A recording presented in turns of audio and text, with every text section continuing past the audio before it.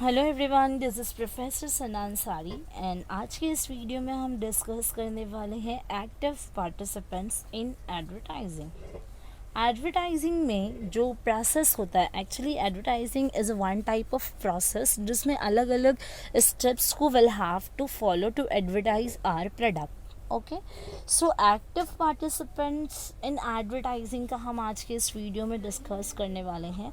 हम यहाँ पर देखेंगे कि एडवर्टाइजिंग के प्रोसेस में एक्टिव पार्टिसिपेंट्स कौन कौन से होते हैं। अब आप अगर इस बात पे थोड़ा सा ध्यान देंगे तो आप सोचोगे कि मैम कोई भी ऐसा पर्सन जिसने कोई न्यूली प्रोडक्ट इंट्रोड्यूस किया है या लॉन्च किया है, अब उसको उस मार्केट को में प्रोडक्ट को बेचना होगा तो ऑब्वियसली वो क्या करेगा, एडवर्टाइज करेगा। तो आप मुझे बोलोगे एनी फ्रेशर पर्सन जो मार्केट में न्यूली प्रोडक्ट को इंट्रोड्यूस करने जा रहा है वो फर्स्ट पार्टिसिपेंट्स होगा एडवर्टाइजिंग का, करेक्ट।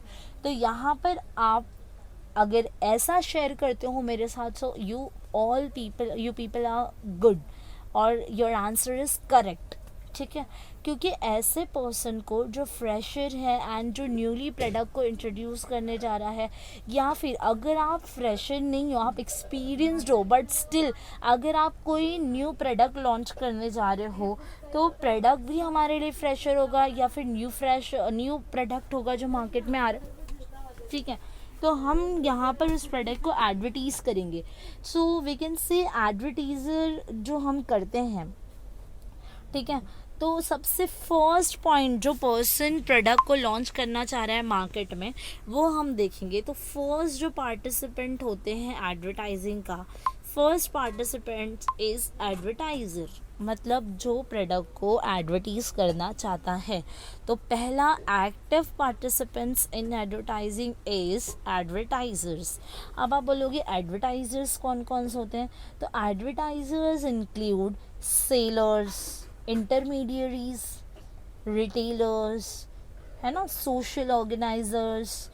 अब कोई सोल ट्रेडिंग का आंसर है, अगर मेरा कोई सोल ट्रेडिंग शॉप है, सो I can say I am a seller.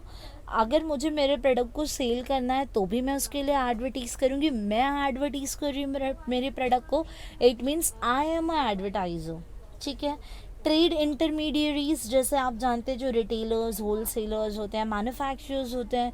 A producer can also advertiser, a manufacturer can also be advertiser, a single seller can also be advertiser, okay.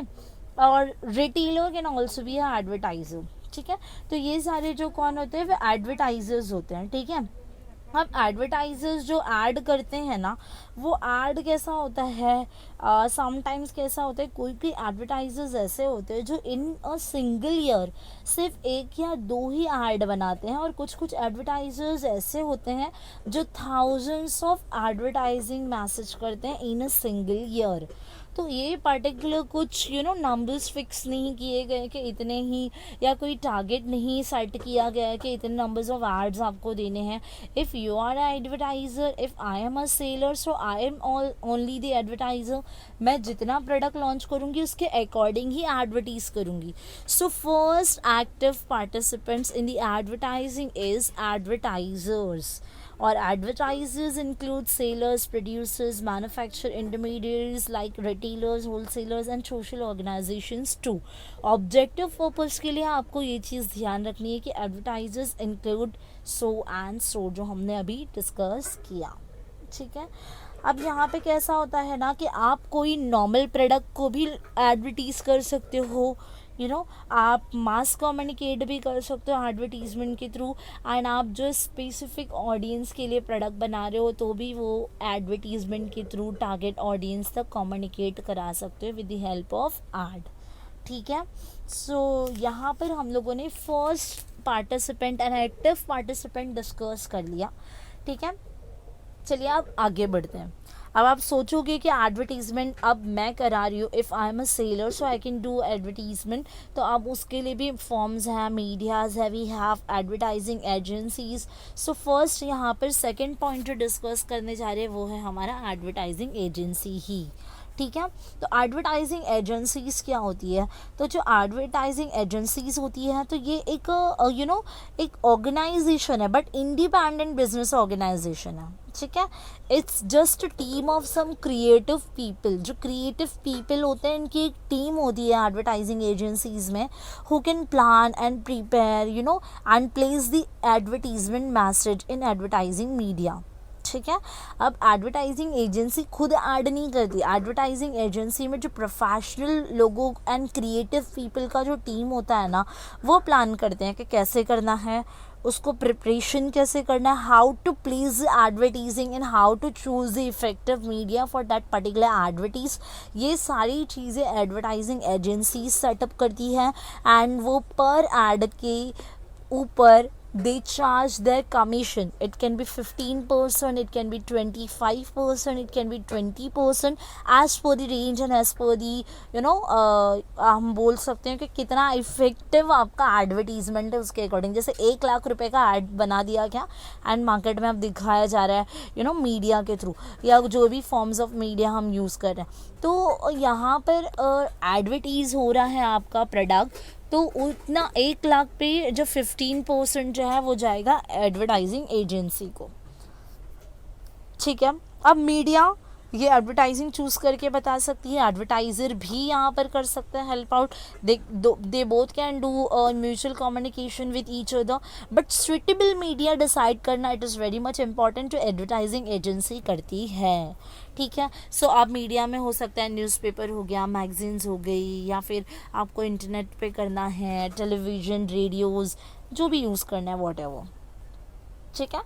Now we have audience third, यानी active participant. पहले हमने advertisers देखा, then advertising agency देखी जिसके through आप आपके product को advertise करोगे, then we have and very important point that is audience. Advertising, जो आपने प्रोडक्ट लॉन्च किया है, आपका टारगेट ऑडियंस क्या है, टारगेट मार्केट क्या है। हमेशा मैं बताते आई हूँ कि अगर आप टॉयज़ बना रहे हो तो your target audience should be children's and kids only, ठीक है। आप यहाँ पर नॉर्मल कुछ वेयरेबल आइटम्स बना रहे हो, लग्जरियस ज्वेलरीज बना रहे हो, तो ये सारी चीज़ें होगी स्पेशली फॉर द विमेंस, ठीक है। आपने कोई पैंट शर्ट का प्रोडक्शन किया, शूज़ बना रहे हैं आप, लैपटॉप बैग्स बना रहे हैं, तो it should be for the mens, ठीक है। तो आपके टारगेट ऑडियंस मतलब इट वी कैन डायरेक्टली से audience refers to the recipients of the advertising messages, जो रिसीव करेगा, जो एक्सेप्ट कर रहा है, जो देख रहा है as a viewer, as a listener, है ना, आपके प्रोडक्ट को जो देख रहा है एडवर्टीज होते हुए, उनको we can say target audience. जो रिसिपिएंट्स है, जो आपके मैसेज को रिसीव करेंगे, ठीक है। अब यहाँ पे क्या होता है, जैसे it can be readers, listeners and viewers. Readers का कैसे हो सकते हैं, जब आप मैगजीन्स, ब्रोशर्स, हैंडबिल्स, जो पैम्पलेट्स होते हैं या फिर न्यूज़पेपर को देख रहे हैं, तो you can be a reader, you can be a listener if you are listening radios and all, and you can be a viewer too अगर आप टेलीविजन या इंटरनेट द्वारा या किसी चीज़ पर देख रहे हैं, विजन, ठीक है। तो ये होती है ऑडियंस। ऑडियंस के लिए कैसा होता है ना, किसी भी एडवर्टाइज़र को एजेंसी एंड मीडिया को यूज़ करके एडवर्टीजमेंट को इतना इफ़ेक्टिव करना होता है और इतना क्रिएटिव करना होता है ताकि वो अपने टारगेट ऑडियंस को क्या कर सके, परसुएड कर सके, and persuade refers to ready to get the product, ठीक है, ओके। अब we have advertising media. Advertising media हमने अभी ही डिस्कस किया। एक्चुअली मीडिया क्या होता है, media are the channels of communication, है ना, चैनल्स ऑफ कम्युनिकेशन। कम्युनिकेट करने के लिए मैंने प्रोडक्ट लॉन्च किया, अब मुझे टारगेट ऑडियंस को बताना है और I have to communicate with my target audience that have launched a newly product, ठीक है। तो उसके लिए I have to choose some particular media, channels of communication, ठीक है। तो चैनल्स ऑफ कम्युनिकेशन में क्या क्या आता है, it includes newspaper, magazines, televisions, radio, posters, billboards, hoardings, science and all, ठीक है, जो हमने ऑलरेडी डिस्कस किया कि ये मीडियाज़ या चैनल्स ऑफ कम्युनिकेशन हमें यूज़ करने पड़ते हैं, ठीक है। तो जितना इफेक्टिव मीडिया आप यूज़ करोगे, आप उतना इफेक्टिवली आपके प्रोडक्ट को एडवर्टीज कर पाओगे इन द मार्केट, ठीक है। चलो आगे डिस्कस करते हैं। इसके बाद we have our fifth point, that is advertising production firm.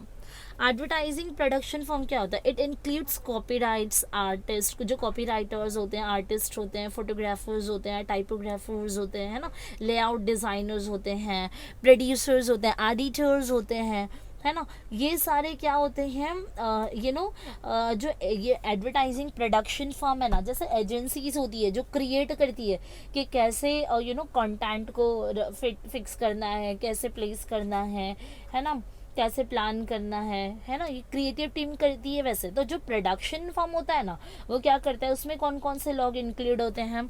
उसमें होते हैं आपके कॉपी राइटर्स, जो आपका कॉपीराइट बना रहे हैं, आर्टिस्ट, फोटोग्राफी, आपके पिक्चराइजेशन, कैसा विजुअलाइजेशन होना चाहिए, कौन सी पिक ज़्यादा फिट होगी आपके एड के लिए, ये सब। एंड आपका टाइपोग्राफर, आपका लेआउट डिज़ाइन करना, होर्डिंग्स कैसी होनी चाहिए, एडिटिंग कैसी होनी चाहिए, आपके प्रोड्यूसर, ये सारे होते हैं प्रोडक्शन फर्म में।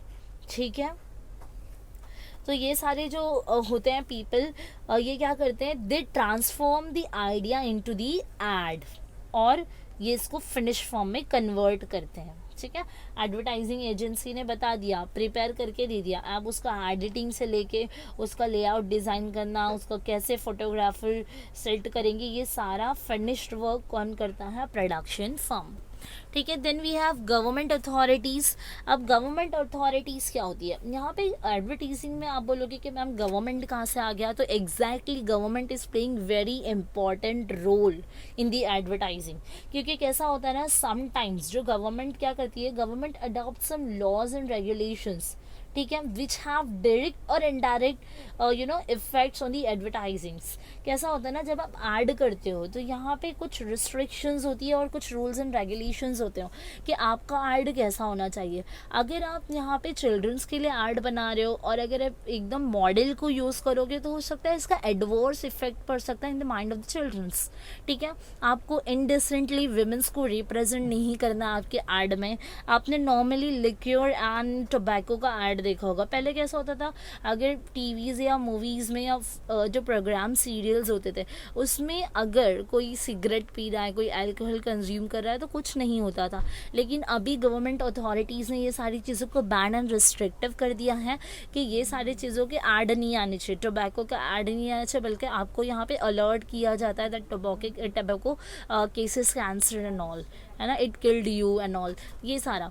एंड इसके अलावा आपने देखा होगा कि अगर कोई एक्टर या कोई भी पर्सन है जो मूवी या फिर हम कह सकते हैं कि प्रोग्राम्स वगैरह में जो अल्कोहल या सिगरेट्स कंज्यूम कर रहा है तो उसके नीचे आपको लिख कर आता है कि ये आपको कंज्यूम नहीं करना है, डोंट ट्राई।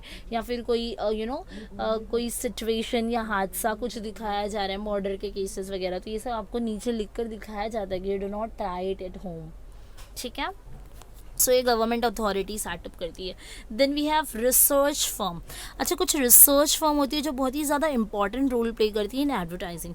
अब स्पेशली जो डेवलप्ड कंट्रीज़ होती है जैसे यूएसए, यूरोप है, ये सारी कंट्रीज़ में ये फर्म होती है जो रिसर्च करती है अबाउट द पर्टिकुलर एडवर्टीजमेंट, उसकी ओवरऑल रिसर्च करना। देन क्या होगा, आगे के लिए हमारे लिए बहुत ही ज़्यादा ईजी हो जाएगा, ग्लोबली हम हमारे प्रोडक्ट को एक्सपैंड कर पाएंगे। Then we have last point, that is self regulations body, regulatory bodies हैं। अभी कुछ बॉडीज़ है जैसे कि ASCI, ठीक है, advertising standard council of India, INS, Indian newspaper society, Doordarshan, advertising agencies association of India. ये चार कुछ सेल्फ रेगुलेटरी बॉडीज़ हैं जो कोडिंग करता है। अब कैसे करना, फ्रेम कोड फ्रेम करता है ये।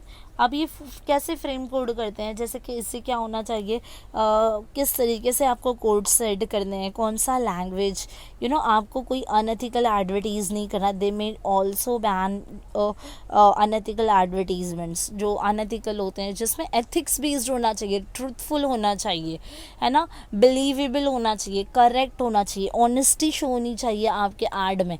आप अगर आजकल ऐड देखते हो, ऐड कैसा होता है, जैसे कि परफ्यूम का मैंने एग्जाम्पल एग्जाम्पल दिया था, एक बहुत पहले ऐड आता था कि अगर कोई एक बॉय है जिसने परफ्यूम स्प्रे किया एंड ऊपर से एंजल्स पूरी उसके पास आ जाए, तो ये जस्ट फेक है।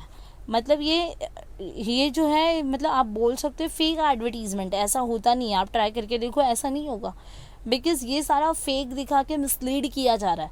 तो यहाँ पे जो रेगुलेटरी बॉडी होती है ना, इसका कोडिंग का ही काम होता है। ये कोड फ्रेम करती है कि आपका जो body content of your message होना चाहिए ना, it should be honest, it should be truthful, it should B correct and believable.